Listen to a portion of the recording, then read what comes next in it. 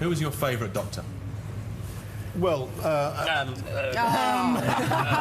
Patrick Troughton. Patrick Troughton. Patrick Troughton was my Patrick doctor. Troughton. Yeah. Probably Troughton. Well, without Patrick, we wouldn't be here, so clearly him. The first one I remember is Patrick Troughton. My favourite Doctor would be Patrick Troughton. Right. Yay! Yay! In a way, Patrick is my Doctor, the first one, who attracted me to Doctor Who. Why particularly? It's a good question. I love Patrick Troughton because I think he manages to be peculiar without ever asking me to be peculiar.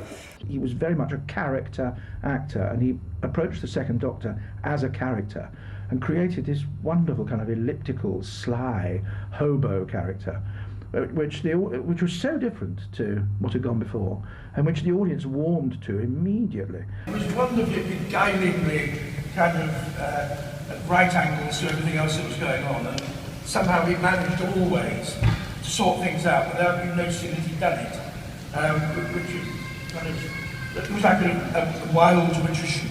His persona as a Doctor was just so engaging that we all went, oh, that's nice. Old Grumpy's gone, even though we quite liked Old Grumpy. And now we've got this guy that's a bit of fun. Patrick Troughton was impish and strange. He could be quite gruff too, but he was lovable and warm and kind. He was Doctor Who, and I loved him too. For some reason, when people say to me Doctor Who, I have this black and white image of his face, his fantastic face. A lot of later actors who've played the Doctor have said that they've based their interpretation on him. So, I mean, he is a Doctor's Doctor, if you like. Well, I did used to watch Doctor Who a bit before, but when I watched it, well, of course, I do remember Bill Hartnell doing it, but I do remember particularly watching Pat Troughton do it. And I used to think sometimes watching Pat, gosh, I'd like to play that part, but in no serious way. It just used to flash through my mind. I liked the way Pat played it. I used to say, gosh, I'd like to do that. Then it went away, then it came back, yes? Patrick Troughton was my inspiration, and I always thought of him as a comic doctor, because he was the first one I saw and watched and became addicted to. So when I got the role, I had the very distant memory of Patrick Troughton, and they gave me the key and the script and the TARDIS and said, get on with it. Well, I took a bit of the grumpiness. William Hartnell had a marvellous sort of grumpy sort of nature about him. And Patrick had this sort of... Steady on. Yes, be careful with kind of kindly eccentric character. Oh, really? The bits I watched when Doctor Who was where Patrick Troughton was there, and I was very impressed by Troughton's intensity. He had a dark, saturnine quality, and had done a great at that time.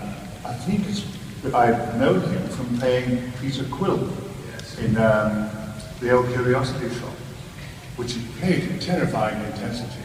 And yet then when I met him, he was a very sweet man, very considerate, a darling companion. And so years later, when it cropped up, that's all I knew about Doctor Who was the lovely dark quality, and yet still lovable, but dark. If it had been given at that point to an actor who didn't make it different enough and yet the same enough for it to work, it would have foundered at that particular hurdle and disappeared forever. And Patrick was so different from William Hartnell. I mean, that kind of impish cosmic hobo he's been described as.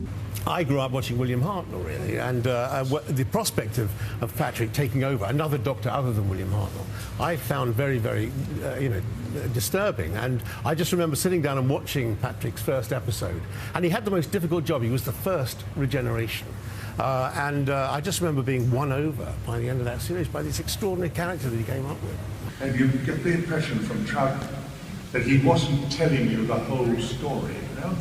I think that's a sign of very, very good acting, when you don't get the whole picture, that there's something in reserve. In other words, that there's a secret somewhere, and you're in part of it, but there's more to come. And I think he did that very well. You see, I have to say this, that really, Patrick was Doctor Who, and that coincided when I was watching it most avidly.